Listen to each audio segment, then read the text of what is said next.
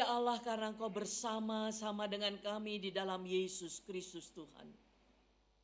Terima kasih Engkau telah memanggil kami keluar dari kegelapan kepada terang yang ajaib. Dan dibayar mahal oleh darah Yesus Kristus. Terima kasih kami menjadi umat pilihan karena anugerah Allah, bukan karena kebaikan kami. Dan sekaligus kami diberi anugerah bukan hanya menjadi umat pilihan, tetapi boleh menjadi pelayan-pelayan sekaligus melakukan apa yang Tuhan sedang kerjakan di dunia ini. Biarlah panggilan ini kami lihat sebagai sesuatu yang mulia, yang suci, yang kekal. Sehingga di dalam hidup ini yang masih Engkau percayakan sebelum kedatangan Kristus yang kedua, kami mengisinya sesuai dengan rencana Tuhan bagi kami. Karena itu biarlah pagi ini Engkau berkenan ya Bapa untuk melawat kami, untuk berbicara, mengajar kami, dan untuk menolong kami melalui Roh Kudus juga menjadi pelaku kebenaran-Mu. Supaya melalui hidup kami, gereja kami, nama-Mu dipermuliakan ya Tuhan. Seperti doa kami yang sering kami naikkan, datanglah kerajaan-Mu di bumi seperti di surga. Itulah bagian hidup kami. Di dalam Kristus Yesus yang kami hormati, kami sembah, kami berdoa mengucap syukur. Amin. Jemaat dipersilakan duduk. Selamat pagi. Shalom. Ya. Kita akan bersama-sama mempersiapkan firman Tuhan dari kitab Matius pasal 11. Ayatnya yang ke-pertama sampai ayatnya yang ke-5.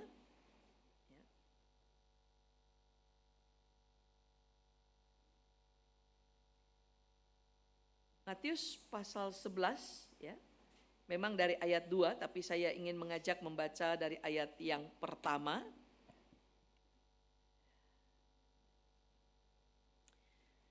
Setelah Yesus selesai berpesan kepada ke-12 muridnya, pergilah ia dari sana untuk mengajar dan memberitakan Injil di dalam kota-kota mereka.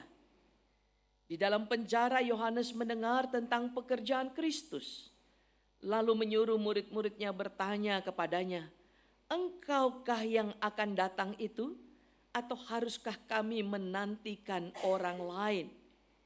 Yesus menjawab mereka, "Pergilah dan katakanlah kepada Yohanes apa yang kamu dengar dan kamu lihat.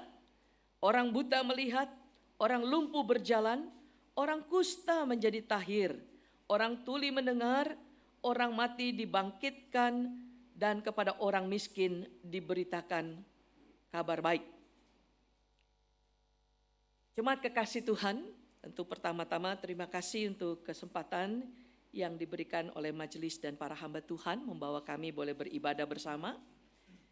Kita ada di dalam masa-masa memikirkan misi Allah. Dan ketika kita berbicara tentang misi Allah itu sesuatu yang sangat luas sebenarnya. Karena kita sedang memikirkan apa yang Allah rencanakan, apa Allah yang Allah pikirkan, apa yang Allah sedang kerjakan di dunia ini. Misi tidak pernah datang dari pikiran manusia, melainkan misi itu datang dari pikiran Allah. Rancangan yang dimulai oleh Allah Bapa, Allah Anak, dan Allah Roh Kudus.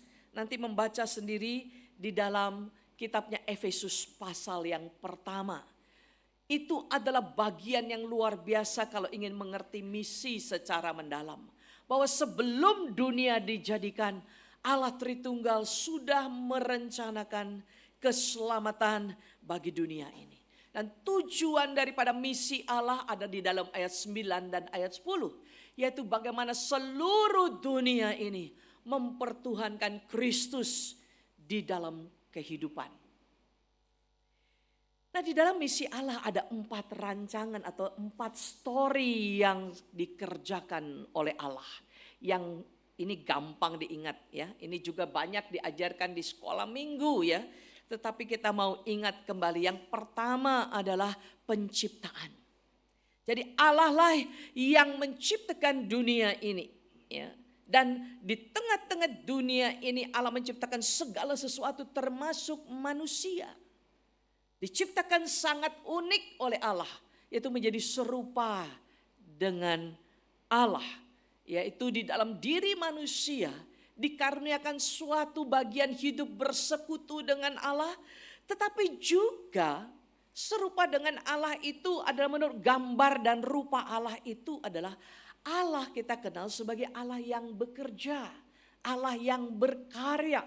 Sehingga sebenarnya manusia diciptakan sebagai makhluk yang berkarya, makhluk yang bekerja. Coba nganggur, paling gak enak, betul gak? Nganggur itu adalah sesuatu yang gak enak karena memang kita tidak pernah diciptakan untuk nganggur begitu. Sama seperti kursi yang kita duduki ini barusan. Bahwa kursi diciptakan untuk diduduki, bukan untuk melempar orang, bukan juga untuk dipajang, tapi untuk diduduki. Demikian juga manusia. Begitu manusia diciptakan menurut gambar dan rupa Allah, langsung ada misi sangat jelas dari Allah. Beranak cuculah, betul? Bertambah banyaklah, ya. Sehingga seorang teolog berkata kalimat yang sangat menarik. Di dalam dunia ini walaupun Allah menciptakan hanya 2 orang, yaitu Adam dan Hawa, tetapi misi Allah bagi manusia adalah bagaimana supaya beranak cucu memenuhi dunia ini. Itu salah satu panggilan misi Allah kepada manusia. Jadi Bapak Ibu yang akhirnya melahirkan itu bagian melakukan misinya Allah. Pernikahan itu adalah rencana Allah sehingga pernikahan itu suci. Dan melalui pernikahan itulah melahirkan berbagai keturunan demi keturunan. Tetapi manusia bukan hanya disuruh untuk melahirkan saja, melainkan memelihara seluruh dunia yang sudah diciptakan oleh Allah ini. Ya, jadi baik memelihara keluarga, memelihara lingkungan, berkarya di dalam ekonomi, politik, sosial dan sebagainya.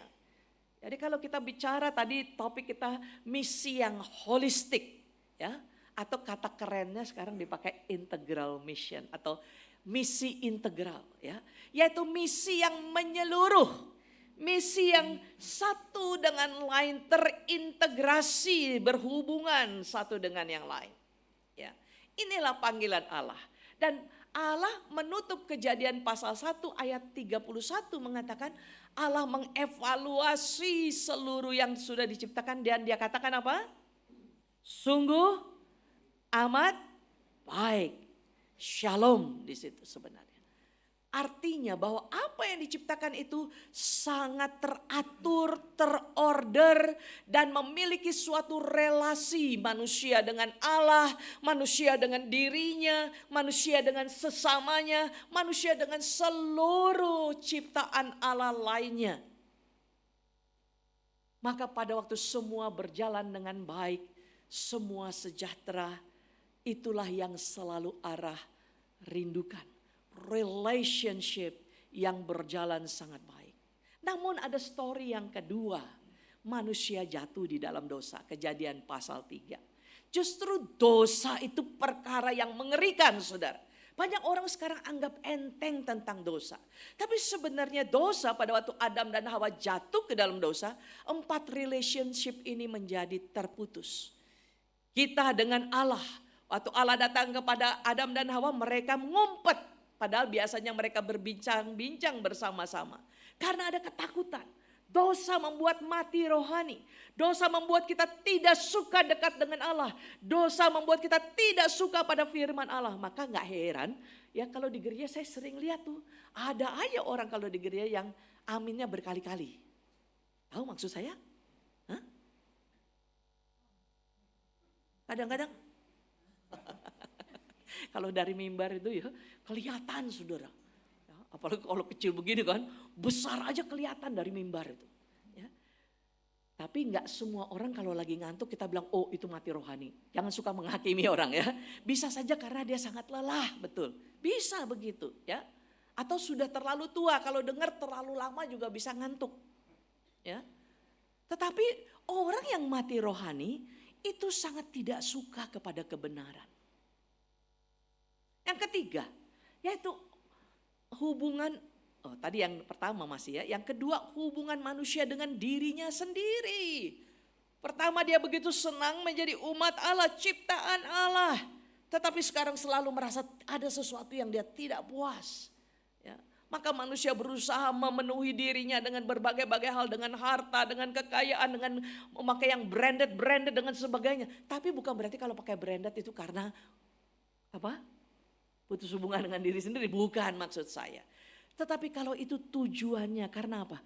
Karena manusia itu mengalami satu pemahaman yang salah setelah dia jatuh dalam dosa tentang dirinya, yang merasa selalu tidak puas,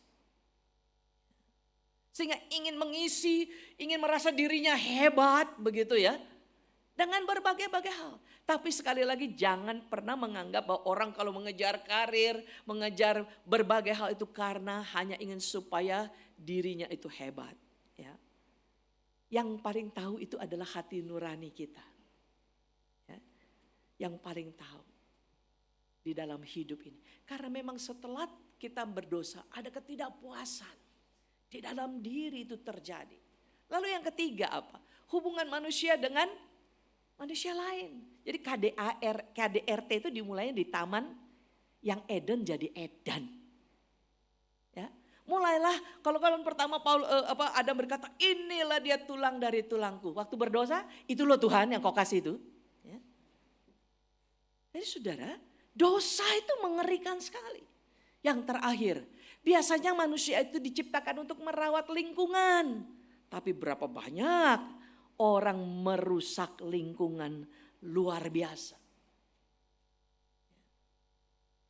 Kalau terjadi banjir, terjadi badai, terjadi ini dan itu semua kadang-kadang karena manusia yang membuang sampah sembarangan dan sebagainya. Kalau zaman-zaman lalu ya, saya kira 20 tahun lalu. Saya melihat itu ya, orang kalau buang kasur pun buang aja di kali begitu. Apa enggak ya, makin lama menjadi semakin berantakan.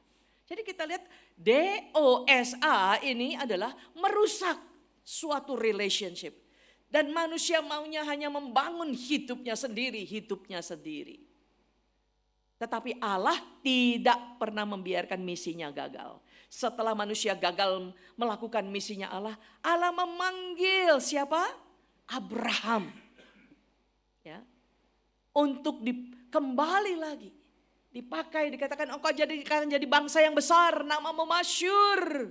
Dan melalui engkau dan keturunanmu, dunia akan diberkati. Kejadian 12 ayat 1-3. Dan itu adalah pekerjaan Tuhan sampai pada story yang ketiga, yaitu redemption, keselamatan. Allah memberikan Kristus Yesus. Jadi Yesus bukan datang secara kebetulan, melainkan dia datang untuk menebus dosa manusia. Supaya melalui kematian dan kebangkitannya, dia kembali membangun relationship. 4 relationship itu lagi dibangun oleh Allah. Mari kita buka Kolose 1 ayat 20. Sebelum saya akan masuk sungguh kepada ayat yang sedang kita pelajari ini. Supaya kita menjadi cukup jelas. Di dalam Kolose 1 ayatnya yang ke-20 kita baca bersama-sama sambil kita nikmati. Dikatakan di sana. Mari kita mulai Kolose 1 ayat 20. Ya. Dan oleh dialah ia memperdamaikan siapa? Segala sesuatu dengan dirinya, baik yang ada di bumi maupun yang ada di surga, sesudah ia mengadakan pendamaian oleh darah salib Kristus. Ayat ini luar biasa, bahwa justru oleh dialah, artinya di situ oleh Kristuslah, dan kata ia di situ adalah Bapa. Jadi kalau kita baca, dan oleh Kristuslah Bapa memperdamaikan segala sesuatu, tadi relationship yang rusak itu, dengan dirinya, baik yang ada di bumi maupun yang ada di surga, sesudah ia mengadakan pendamaian oleh darah salib Kristus. Sehingga Kristus itu menjadi pusat daripada misi Allah untuk kembali mendatangkan shalom, perdamaian antara manusia dengan Allah, dengan dirinya, dengan sesama, dan dengan seluruh ciptaan. Nah dari sini kalau kita melihat ya, masuk kepada bagian terakhir daripada story-nya Tuhan. Yaitu apa? Penyempurnaan. Bahwa melalui kedatangan Kristus yang kedua kalinya nanti, seluruh misi Allah akan digenapi. Kita akan bersama dengan Tuhan dan Tuhan bersama dengan kita.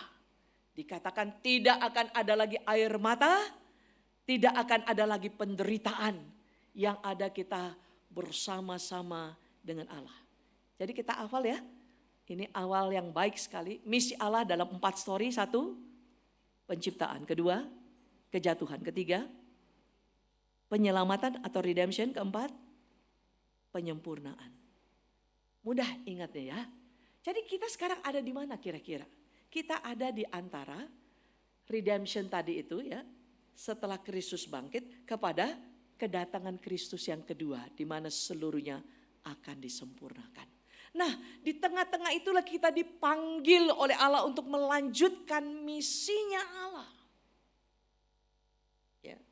Sehingga di dalam misinya Allah nanti kita akan lihat bahwa kita perlu terus-menerus mengerjakan misi secara holistik, secara terintegrasi, secara menyeluruh, karena seluruhnya akan disempurnakan pada waktu kedatangan Kristus yang kedua kali. Saya mesti pakai ini ya. Terima kasih. Ya. Kalau kita melihat sekarang di dalam bagian ini, studi kasus ini ya. Kita lihat bahwa di sini tadi kita sudah baca dalam Matius pasalnya yang ke-11, di mana Yesus sudah barusan mengutus murid-muridnya, maka dia pergi kepada tempat yang lain untuk mengajar, dikatakan di sana, dan melakukan pelayanan demi pelayanan. Tetapi apa yang terjadi bahwa di tengah-tengah itu dia didatangi oleh murid-murid Yohanes Pembaptis. Pasti kita tahu Yohanes Pembaptis adalah Yohanes yang membaptis Kristus pada waktu itu. Dan saat ini dikatakan Yohanes itu ada di dalam penjara. Kenapa dia di penjara? Bukan karena korupsi, bukan karena curi ayam, bukan karena perbuatan-perbuatan jahat. Tetapi karena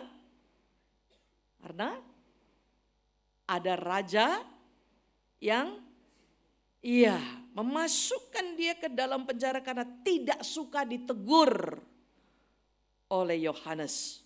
Ya. Nah di sini kita perhatikan baik-baik di dalam bagian ini. Lalu saya kaget membaca ayat 3. Ya. Di mana dikatakan Yohanes menyuruh murid-muridnya bertanya, engkaukah yang akan datang itu atau haruskah kami menantikan orang lain? Jadi orang-orang Yahudi sebenarnya memang semua sedang menantikan kedatangan Mesias. Karena di dalam perjanjian lama Allah menjanjikan akan datang Mesias, penyelamat dunia ini. Dan tunggu demi tunggunya berapa lama? Lama betul. Dari perjanjian lama ke perjanjian baru itu ada masa 400 tahun masa diamnya Tuhan. Lama sekali.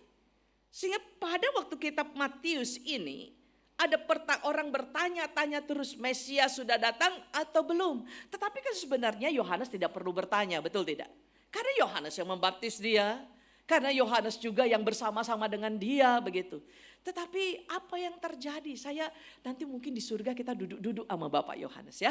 Kita dengar kemarin itu kenapa? Apa sudah menjadi apa itu? Amnesia? Begitu ya. Kalau orang amnesia kan dirinya sendiri pun dia bisa lupa ya. Tapi di sini bukan masalah sudah lupa. Saudara, kalau kita sedang ada dalam pergumulan yang sangat berat, tidak mudah untuk terus melihat dengan iman kepada Tuhan. Saya mengalami banyak sekali mendengar atau juga melihat, apalagi di tengah-tengah orang mau meninggal, saudara. Itu pergumulan yang berat antara kehidupan dan kematian. Dan pertanyaan-pertanyaan bermunculan. Kemana saya setelah mati? Kemana saya begini? Kenapa saya begitu? Karena apa? Waktu lagi diam itulah begitu banyak, apalagi kalau menuju pada kematian. Bisa terjadi ada ketakutan, pertanyaan yang muncul di dalam pikiran. Ya. Dan memang pada waktu saya mempelajari ini, satu mata kuliah saya adalah satu mata kuliah untuk melayani orang-orang menjelang kematian. Ya. Tahun 92 saya belajar itu. Karena manusia itu belum pernah mati, jadi selalu berpikir kalau mati itu bagaimana ya. Saudara, sehingga bisa terjadi ada terbersit kalimat-kalimat yang meragukan. Ya. Maka kadang-kadang kalau kita sedang mengunjungi orang yang sedang akan meninggal dunia, betapa baik kita membacakan firman, kita menyanyi, ya, menguatkan terus iman percaya. Bukan berarti bahwa dia imannya goyah, bukan. Melainkan itu ada hal-hal pikiran-pikiran yang terbersit saja sedemikian rupa. Maka seorang misionaris, yaitu rekan baik saya, Ibu Dorothy Marks, itu orang yang sangat dikagumi oleh mahasiswa berpuluh-puluh tahun di Indonesia menjelang kematiannya itu, ya. Bukan berarti bahwa dia ragu-ragu, tetapi antara masuk kepada kehidupan dan kematian itu membuat orang tidak mudah. Maka saya ingat, saya tidak bilang bahwa dia ragu-ragu, tetapi begitu saya diizinkan masuk, memang dia dalam keadaan sudah antara sadar tidak sadar, bahkan kalau dipanggil pun tidak menyaut lagi. Tapi akhirnya saya pikir gini, Tuhan tolonglah, ini terakhir kali kalau boleh saya berdoa buat dia, yang meneguhkan dia supaya dia sungguh-sungguh makin mantap. Sudah pasti dia masuk surga karena Kristus, ya. Saya berdoa kepada Tuhan, terima kasih untuk ibu yang kami kasihi Tuhan, Engkau sudah berbuat banyak melalui hidupnya, bla bla bla bla bla. Lalu saya menyanyikan lagu ciptaan dia, Haleluya, Haleluya to the Lamb of Calvary. Waktu menyanyikan lagu itu matanya bergerak-gerak. Dan saya melihat bagaimana dia mulai membuka mata. Saya katakan, ibu akan sampai kepada Tuhan Yesus. Kiranya damai sejahtera Tuhan memelihara ibu. Besoknya saya mendengar dia sudah pergi kepada Tuhan. Nah saudara, saya coba masuk ke dalam kehidupan Yohanes saat itu yang sedang dipenjara. Dan juga mungkin akhirnya adalah kematian. Dia pasti tidak ragu, tetapi dia butuh diteguhkan pada saat itu. Sehingga dia bertanya di dalam konteks ini, apakah benar ini adalah pribadi yang sedang akan datang atau kami harus menunggu orang lain? Ya. Jadi di sini bukan berarti meragukan iman daripada Yohanes Pembaptis, melainkan pertanyaan ini adalah untuk meneguhkan dirinya. Maka murid-muridnya pergi kepada Yesus, lalu Yesus menjawab mereka. Perhatikan kalimat ini. Pergilah dan katakanlah kepada Yohanes apa yang kamu dengar dan kamu lihat. Perhatikan kalimat ini, saya suka sekali. Apa yang kamu dengar dan apa yang kamu lihat. Artinya apa yang kamu dengar yaitu perkataan-perkataan Kristus. Dan apa yang kamu lihat dari perbuatan-perbuatan Kristus. Kata dan perbuatan ini adalah sesuatu yang berhubungan, terintegrasi, ya. Nggak bisa terjadi, banyak orang suka nato katanya, no action, talk only, ngomong tapi nggak melakukan. Tetapi Kristus berkata, untuk hidupku apa yang aku katakan kebenaran, itulah juga yang aku lakukan di dalam hidupku. Itulah misi daripada Kristus. Maka dia berkata pada ayat yang kelima, orang buta melihat, orang lumpuh berjalan, orang kusta menjadi tahir, orang tuli mendengar, orang mati dibangkitkan, dan kepada orang miskin diberitakan kabar baik. Nah, misi integral adalah panggilan ya yang membawa keseluruhan hidup, ya, tubuh, jiwa, roh ini, di mana Kristus melakukan lewat perkataan dan perbuatan yang akhirnya orang boleh mengenal siapa Kristus itu di dalam hidup dan misinya. tunduk kepada ketuhanan Kristus. Sehingga di dalam pembicaraan kita mengenai integral misi atau misi holistik ini tidak ada dikotomi. Nah, saya ingin mengajak kita melihat dalam konteks misi sekarang. Bahwa misi itu banyak sekali kita memang mengalami teologi atau kebenaran itu dari daerah negara barat, saudara-saudara. Tetapi saudara-saudara ada yang miss, yaitu di mana di barat hanya mengajarkan kepada kita misi itu adalah penginjilan semata-mata. Yang penting adalah bagaimana membawa orang supaya mereka kenal Kristus dan mereka masuk kepada surga, tidak masuk neraka. Yang penting adalah ini kayak asuransi jiwa, saudara. Ya. Yang penting adalah bagaimana supaya keluarga saya terima Yesus lalu masuk surga. Kenapa? Saya belajar ini selama 1 tahun di dalam satu sekolah teologi, ya, saudara. Karena sebenarnya terjadi banyak sekali error di dalam masa melakukan misi. Pada waktu Yesus melakukan ini, Injil ini berada di daerah mana? Di mana? Yerusalem dan sekitarnya, betul? Setelah itu Injil dibawa oleh Paulus ke Eropa, betul? Dari Roma dan seterusnya. Nah, di Eropa di sanalah terjadi suatu error, yaitu di mana orang yang kita tahu sama-sama ini karena saya belajarnya juga di Inggris, saudara ya, bahwa di Inggris atau negara-negara Eropa ini banyak sekali melakukan penjajahan kepada India, Afrika, Indonesia, Asia dan sebagainya. Maka semua barang kita banyak sekali dibawa ke sana. Kalau saudara pergi ke Belanda itu saudara, wah harta kita kelihatan semua di sana. Kalau mereka bisa hidup di bawah air itu harta Indonesia banyak sampai belacan-belacan aja dibawa ke Amerika, ke Belanda, saudara. Sehingga rata-rata di sana menjadi orang-orang yang tidak hidup di dalam kemiskinan. Nah, pada waktu penginjilan, ini ada catatan-catatan yang sangat jelas. Bahwa Injil itu adalah bagaimana orang tidak lagi melihat orang-orang kepada orang miskin. Melainkan orang-orang melihat bagaimana supaya orang-orang boleh diselamatkan dan memiliki kerajaan surga.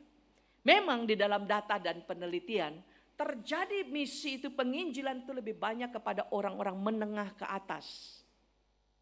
Sehingga orang-orang tidak begitu peduli kepada orang-orang yang kecil prosentasenya kepada orang miskin. Maka akhirnya lambat demi lambat ya, tahun demi tahun itu berubah akhirnya. Misi hanyalah penginjilan, membawa jiwa kembali kepada Tuhan. Itu tidak salah, tapi belum lengkap. Belum lengkap. Kalau kita lihat Kristus di dalam hidup dan kedatangannya ke dalam dunia ini, ya, dia memang memberitakan Injil dan dikatakan seringkali pada waktu dia berkhotbah, orang merasa ada power luar biasa dari dalam dirinya untuk boleh mengenal Allah yang hidup. Itu tidak ada salahnya. Tetapi di dalam melakukan penginjilan, Kristus juga peduli bukan hanya masalah rohani seseorang. Melainkan pada fisik seseorang, emosi seseorang, keberadaan seseorang. Maka pada waktu itu Yesus sering sekali keluar daripada sinagog dan dia justru menemukan orang-orang yang mengalami tadi dikatakan orang buta menjadi melihat, orang lumpuh menjadi berjalan, orang yang mengalami berbagai kesakitan ditolong. Waktu dia berkhotbah untuk 5.000 orang lebih, semua puas dengan firman yang disampaikan, tapi mereka kelaparan. Yesus bilang sama Petrus dan kawan-kawan, tolong kasih mereka makan. Jadi kita lihat di sini bahwa misi secara rohani sangat penting, tetapi juga misi secara fisik orang kelaparan tidak boleh dipisahkan di dalam konteks ini. Ya, tapi saya pikir-pikir ya kalau dulu itu saya jadi murid Yesus ya.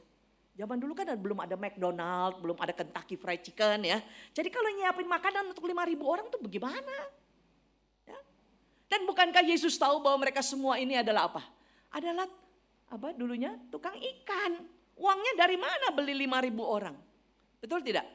Tapi Yesus berkata, kamu, kan kata murid-murid gini, bawalah mereka suruh pergi ke pinggir-pinggir sana, nanti mereka mungkin ketemu warung, ketemu mana-mana lalu dapat makanan.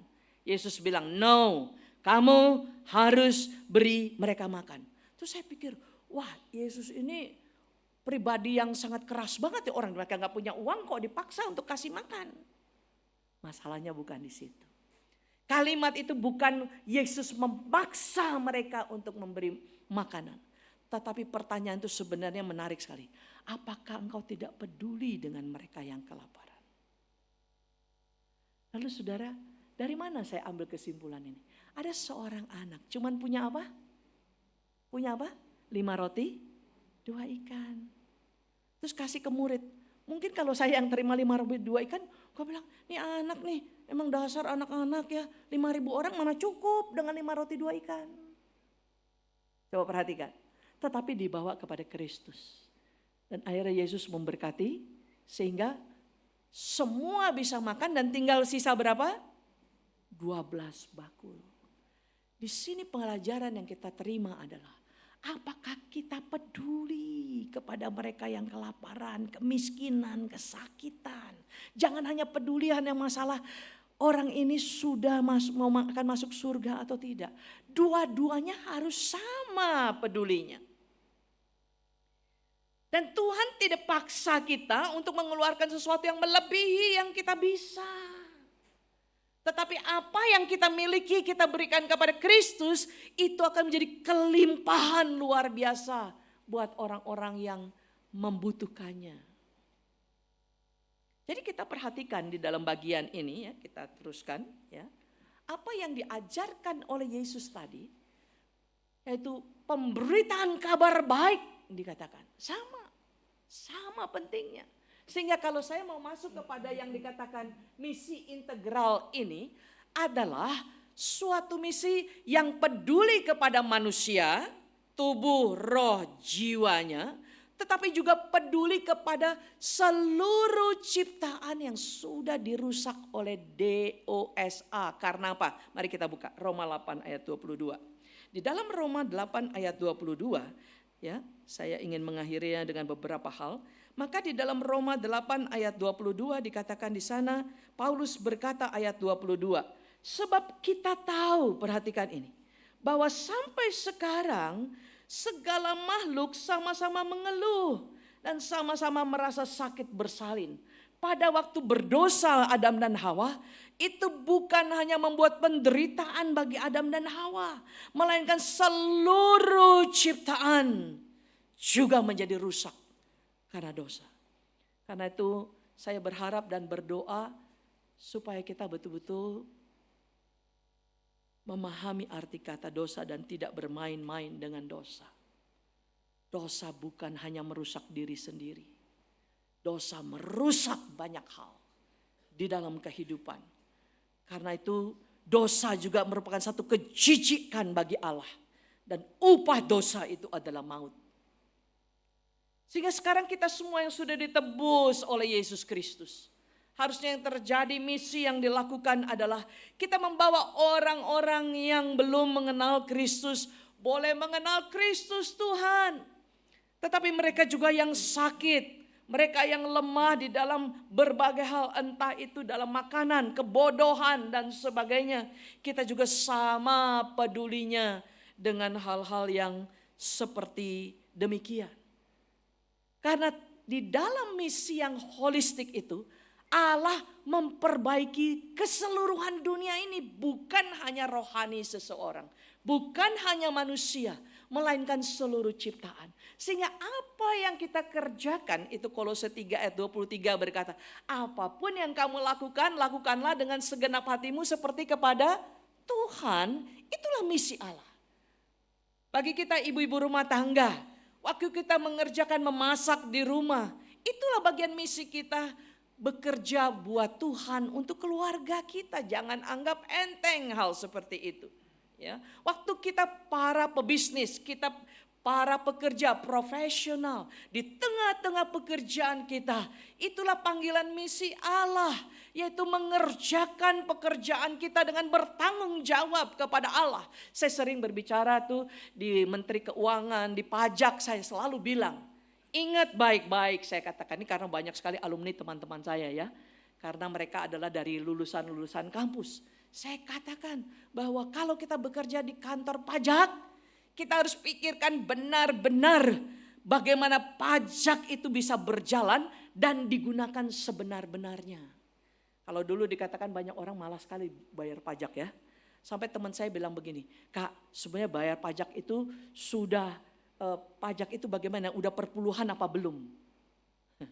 Ya, saya katakan kita berkalkulasinya bagaimana ya sebaiknya ya, saya katakan. Tapi benar nggak kita mau pikirkan betul-betul bahwa pajak itu adalah bagian supaya bangsa kita dibangun. Orang-orang yang tidak mampu mendapatkan shalomnya Allah. Sejak Ibu Sri ya, dan Pak Jokowi, saya tidak sedang berpolitik di sini ya. Tapi betul-betul menjalankan pajak itu dan banyak orang mulai bayar pajak karena apa? Pajak mulai diarahkan betul-betul bukan dikorupsi tapi membangun bangsa negara. Itu kesejahteraan luar biasa di mana-mana. Saya pergi ke Papua, mereka bilang ini semua nih pekerjaan daripada pemerintah yang baru saja berlalu dan sebagainya. Jadi saudara, waktu kita pun membayar pajak, kita mengerjakan pajak dengan sesungguh-sungguhnya. Itu demi shalom bagi dunia ini, bagi bangsa ini. Jadi namanya misi Allah tidak terkotak-kotak hanya masalah rohani. Waktu kita melayani di gereja baru kita merasa itulah misi Allah. Melainkan misi Allah panggilan di mana kita berada. Yang menjadi dokter-dokter, yang menjadi perawat-perawat. Waktu kita menangani pasien demi pasien. Bagaimana secara fisik mereka betul-betul ditangani. Bukan karena apa? Hanya mendapatkan kebutuhan sehari-hari. Jadi mulai dari hari Minggu saya selalu memikirkan. Minggu sebenarnya kesempatan seluruh gereja Tuhan mendengar Tuhan. Diberkati oleh Tuhan. Maka di akhir gereja kan selalu ada apa? Berkat. Itu berkat pengutusan sebenarnya. Benar ya Pak Pendeta? Ya. Berkat pengutusan bahwa kemanapun kita pergi, Tuhan memberkati kita. Dan disitulah kita menjalankan misi Allah di berbagai-bagai tempat dan kondisi-kondisi yang ada, saudara-saudara kasih dalam Tuhan. Kita teruskan. Maka kalau kita lihat inilah misi Kristus ya. Dengan jelas Lukas 4 ayat 18-19 ini dibaca oleh Yesus. Ini adalah dibacanya Yesaya, nanti cek ya di rumah ya. Yesaya 61 ayat 1 dan 2. Bahwa Yesaya 61 ayat 1 dan 2 itu dinubuatkan Yesaya 700 tahun sebelum Mesias datang. Dan 700 tahun setelah Mesias datang, Mesias membaca ini di bait Allah. Dia berkata, Roh Tuhan ada padaku oleh sebab ia telah mengurapi aku. Mesias itu artinya diurapi ya. Untuk menyampaikan kabar baik kepada orang-orang miskin. Dan ia telah mengutus aku untuk memberitakan pembebasan kepada orang-orang tawanan. Penglihatan bagi orang-orang buta. Untuk membebaskan orang-orang yang tertindas. Untuk memberitahukan tahun rahmat Tuhan telah datang.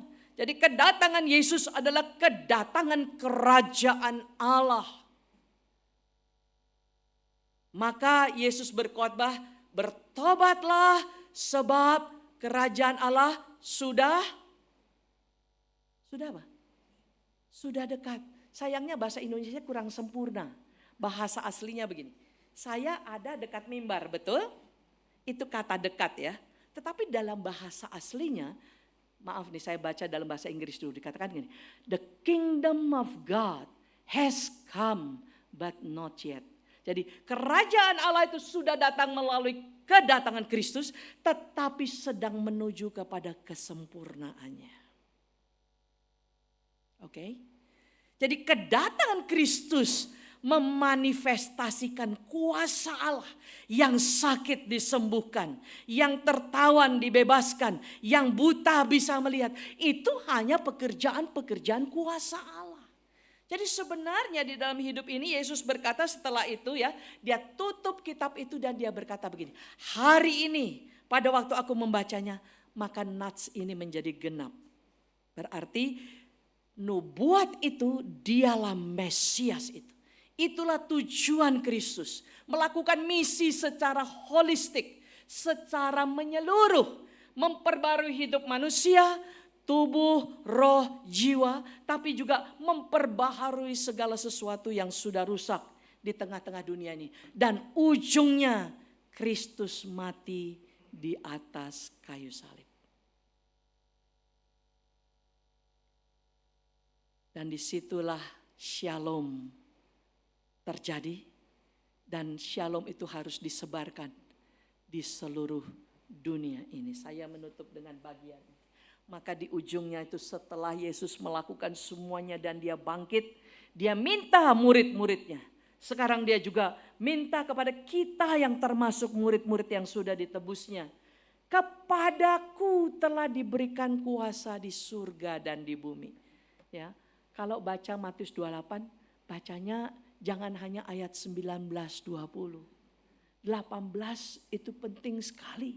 Kepadaku telah diberikan segala kuasa di surga dan di bumi. Artinya dialah Tuhan yang berotoritas atas langit dan bumi. Berkuasa. Maka kalimat itu dikatakan karena itu pergilah, jadikanlah semua bangsa muridku. Ingat tadi saya sampaikan di awal Efesus pasal 1 ayat 8 dan 9 dan 10. Tujuan misi apa? Menjadikan seluruh ciptaan tunduk kepada ketuhanan Kristus. Menjadikan Kristus kepala atas segala sesuatu. Karena itu di dalam rangka menjadikan Kristus kepala atas segala sesuatu, pergi jadikan semua bangsa muridku. Baik itu sebenarnya berbagai suku-suku bangsa. Seluruh dunia ini karena Kristus mati untuk manusia di seluruh dunia ini. Sehingga orang perlu mendengar supaya mereka mengalami penyelamatan di dalam Kristus. Itu sebabnya kalau kita melihat di dalam konteks ini, betapa pentingnya kita fokus di dalam 5 hal dari Matius pasal 28 itu.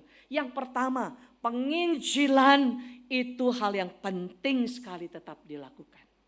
Ya. Kalau kita tahu orang memang sudah mau sekarat, mau mati, ya. Tentunya kita perlu berdoa supaya dia boleh mendengarkan Injil Tuhan. Kalau keluarga sanak saudara kita belum kenal Tuhan, dia perlu untuk mendengar Injil Tuhan supaya dia pun diselamatkan. Kalau teman-teman bisnis kita tahu belum menjadi percaya, mereka juga perlu mendengar Injil supaya mereka mengalami keselamatan di dalam Tuhan. Tetapi di dalam hal ini penting sekali ini bagi gereja. Setelah orang terima Yesus jangan dibiarkan begitu saja. Orang itu harus dibina supaya imannya bertumbuh. Dan pada waktu dia berimannya bertumbuh, maka orang itu akan memiliki kasih Kristus yang bertumbuh. Dia akan menjadi orang yang begitu punya belas kasihan pada orang lain. Ini ciri orang dalam Tuhan apa? Dulu dalam dosa pikirnya aku terus, aku, bagaimana aku bisa tambah kaya, tambah pintar, tambah hebat, tambah, dan aku. Tetapi begitu orang bertumbuh di dalam Kristus, maka dia mulai berubah fokusnya. Bukan hanya selalu aku, tetapi Tuhan dan orang lain. Tuhan dan orang lain. Tuhan dan segala ciptaan. Maka pada waktu melihat orang sakit, kita akan berdoa buat orang itu. Kita mungkin akan menjenguknya, kita akan menolongnya. Seringkali justru di tengah-tengah orang sakit itulah ada kesempatan menghadirkan Tuhan di tengah-tengah pergumulannya. Karena kalau orang sakit itu, banyak kan orang sakit itu saudara, ya. Kalau kita pernah sakit nih ya, masuk sampai rumah sakit, ketakutannya apa? Apa? Mati. Ya, saya pernah ngunjungin teman saya, bapaknya itu sakit ya. Di rumah sakit Siloam itu. Lalu saya datang, udah sekarat dia. Badannya besar banget ya. Masih belum dalam Tuhan. Terus saya bilang, Om, saya temannya si Anu, saya ingin berdoa ya buat Om. Ini udah penuh selang semua nih saudara. Langsung dia tangkap tangan saya, ya tangannya gede banget. Dia bilang, doakan saya. Karena apa? Takut mati. Itu pintu kesempatan yang penting. Kemarin waktu saya berada di Belanda itu masa COVID itu ya saudara. 1 bulan jadi 3 bulan. Karena gak bisa pulang, gak ada pesawat. Terus ada seorang perawat, tamatan dari UI, dia bilang gini, saya ini kerjanya perawat bagi lansia katanya. Dan lansia ini rata-rata semua minta disuntik mati. Bosen katanya. Karena apa? Gak bisa ketemu anak kan saat itu kan, karena COVID kan. Gak bisa ketemu cucu. Terus sendirian kesepian. Mereka minta tolong kami disuntik mati. Dia bilang, saya jadi perawat resah banget di sini. Terus saya bilang gini, kenapa lu susah? Itu kan sudah pada pengen mati. Ini kesempatan penginjilan, bener gak? Bilang aja, Oma, kalau nanti mati mau masuk mana? Kan gitu. Itu penginjilan yang luar biasa. Tuhan taruh kamu di antara surga dan dunia, betul gak? Surga dan neraka maksud saya. Lalu dia mengerti, oh iya ya. Tapi saudara, pada waktu kita ketemu dengan orang-orang miskin, dengan orang-orang sakit, sama pedulikah kita? Kami sedang mengerjakan, pelayanan kami mengerjakan untuk orang-orang miskin di perkotaan. Itu panggilan terakhir Tuhan buat saya. Maka di tengah-tengah pelayanan kami di Bandengan, ya biasanya kami bekerja di rusun-rusunnya Pak Jokowi, Pak Ahok, di mana semua orang miskin dipindahkan kebanyakan di rusun-rusun, tapi karena gubernur lama tidak mengizinkan kami bekerja di situ lagi, ya, lalu akhirnya kami pindah kepada tempat-tempat kemiskinan khususnya di perkotaan itu. Nah, saudara, apa yang terjadi? Pak Jokowi mengumumkan bahwa di Jakarta ada 400.000 anak balita penyakit stunting. Tahu nggak penyakit stunting itu apa? Badan tubuh tinggi badan dengan berat badan tidak sama. Jadi bisa kerdil-kerdil atau kurus-kurus. Di Jakarta 400.000, di Indonesia 5 juta. Waktu kita dengar kaget juga. Terus kita pikir, oh di daerah ini kita periksa yuk, kita pergi ke puskesmas. Ternyata ya ada sekitar 29 katanya. Wah, tapi kami belusukan lagi masuk ke rumah-rumah, ternyata ada 40. Dan ada yang kepalanya besar begitu ya. Tapi juga kena stunting. Begitu juga ada yang sudah hampir mati. Wah, sayang saya nggak bawa foto-fotonya. Itu tinggal tulang-tulang. Saudara, apakah kami bisa diam? Maka kami mulai berdoa, Tuhan tolonglah. Selama kami ada di sini, pakailah supaya balita-balita ini boleh mengalami Tuhan, pertolongan, kesembuhan. Biayanya gak sedikit saudara. Karena apa? Karena mereka gak boleh makan tempe dan tahu lagi, tapi harus makan makanan hewani. Wah, kami bekerja sama dengan banyak gereja. GKY Pluit, GKI Kanaan, Metodis ya. Karena ini bisa makan juta-jutaan, ratusan juta bahkan. Karena ini membutuhkan 6 bulan sampai 1 tahun. Tapi kami terus berdoa, Tuhan Engkau mengasihi anak-anak ini, keluarga-keluarga di sini, kampung ini. Maka kami berdoa siang dan malam. Kami melayani bersama puskesmas. Kami ajak kerjasama dokter-dokter di rumah sakit Ukrida. Sekarang sudah lebih dari setengah sembuh. Puji Tuhan. Dan disinilah mereka mengalami Tuhan.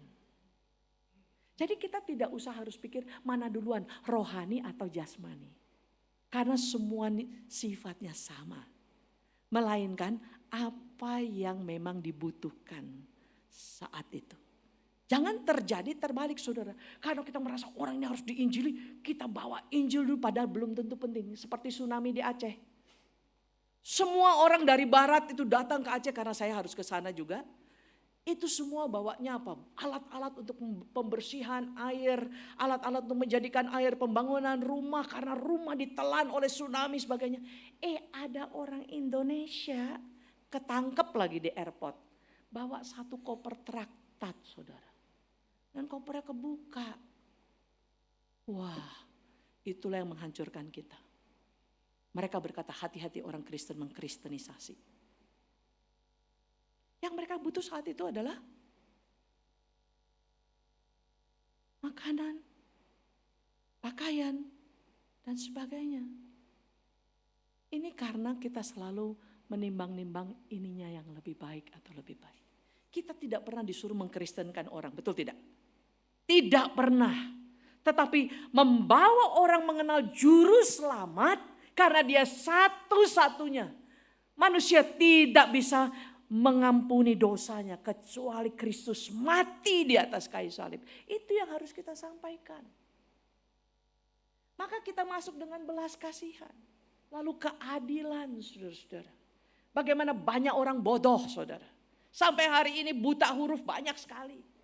Apakah kita gak peduli? Karena anak-anak kalau tidak punya pendidikan gampang diprovokasi. Gampang muncul yang namanya orang-orang yang mudah dipengaruhi, saudara-saudara. Berapa banyak orang bodoh. Waktu zamannya Pak Jokowi itu kami mengajar paket. Saudara tahu paket ya? Yaitu ijazah SD, SMP, SMA. Nah, Pak Ahok bilang begini, kalau mereka tamat SD, mereka boleh pakai pakaian orange, kerja membersihkan Jakarta, gajinya berapa? Saat itu 2,3 juta. Saudara. Biasanya cuma 600.000, belum pakai dipungli lagi. Maka kami mengajar orang-orang di rusun. Rata-rata umur 20 ke atas gak ada tamat SD, saudara, waktu itu. Karena ribuan orang di rusun itu, orang-orang miskin itu. Akhirnya kami ajar paket A, paket B, paket C. Semua bisa bekerja, nangis mereka, saudara, waktu dapat 2,3 juta tanpa pungli. Apalagi pada waktu dapat gaji ke-13. Luar biasa. Pada waktu COVID, rata-rata di PHK banyak sekali. Terus kami pikir, Tuhan gimana ya kasih makan mereka. Memang Pak Jokowi kasih beras, kasih uang 300.000, tapi 1 bulan gak cukup. Lalu kita pikir gimana caranya supaya ya mereka bisa makan, Tuhan. Kami berdoa, kami ingat 5 roti 2 ikan. Kami gak cukup, tapi kalau punya 5 roti, bawa kepada Tuhan, Tuhan akan mencukupkan. Maka ini cerita terakhir saya ya. Waktu itu saya sedang di Belanda karena saya gak bisa pulang, tapi kami bisa pakai Zoom. Ini puji Tuhan ada Zoom. Maka kita rapat, lalu ada teman kami membaca di koran, rumah sakit apa itu, atlet ya. Yang di Ancol itu sana Halim itu ya, yang mengatakan bahwa dokter-dokter membutuhkan baju APD masih kurang. Nah, orang-orang di rusun salah satu kita ajarkan menjahit karena kita kerjasama sama jemaat GKY Greenfield itu Terry Palmer. Ya, mereka memasukkan mesin-mesin jahit ke rusun kita. Lalu para wanita pria diajarin jahit untuk bikin apa itu? Itu yang sekarang handuk-handuk Terry Palmer, tapi mereka bukan bikin handuk, bikin keset untuk kamar mandi. Ya. Saudara, karena mereka sudah canggih-canggih, kita pikir mereka pasti bisa bikin apa? Baju APD.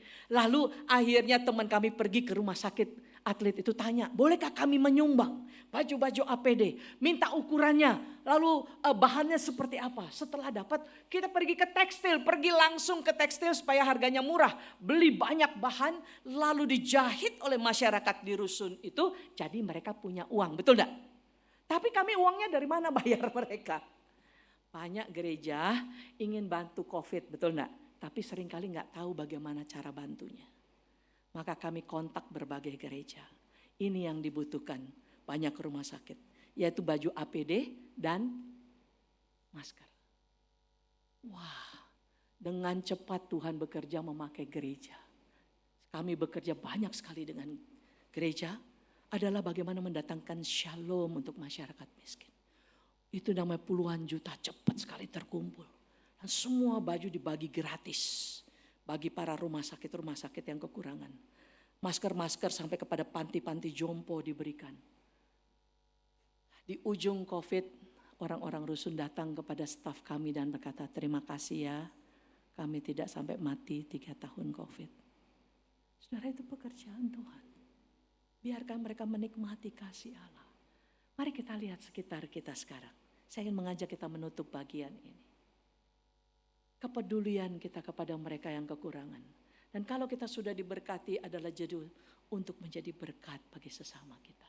Biarkan mereka mengalami kerajaan Allah lewat hidup kita. Berbagi cinta kasih, berbagi kebaikan, apa yang kita alami dari kebaikan-kebaikan Tuhan. Di dalam bagian terakhir, merawat lingkungan, itu juga menjadi panggilan Tuhan. Bagaimana kita ikut serta mendatangkan keadaan-keadaan lingkungan yang baik tentunya di dalam kehidupan bersama. Sehingga kita sama-sama mengatakan bahwa segala sesuatu adalah dari Dia, oleh Dia, kepada Dia, bagi Dialah segala kemuliaan. Satu kalimat penting sebelum saya tutup dalam doa. Apa yang kau kerjakan dan saya kerjakan di gereja, di rumah tangga, di rumah sakit, di tempat berdagang, dimanapun kita ditempatkan Tuhan. Kita lakukan sebagai misi kepada Allah. Itu penting dan diberkati oleh Allah. Maka pada waktu kedatangan Kristus yang kedua kali, semuanya akan disempurnakan pekerjaan kita bagi kemuliaan Allah. Mari kita berdoa.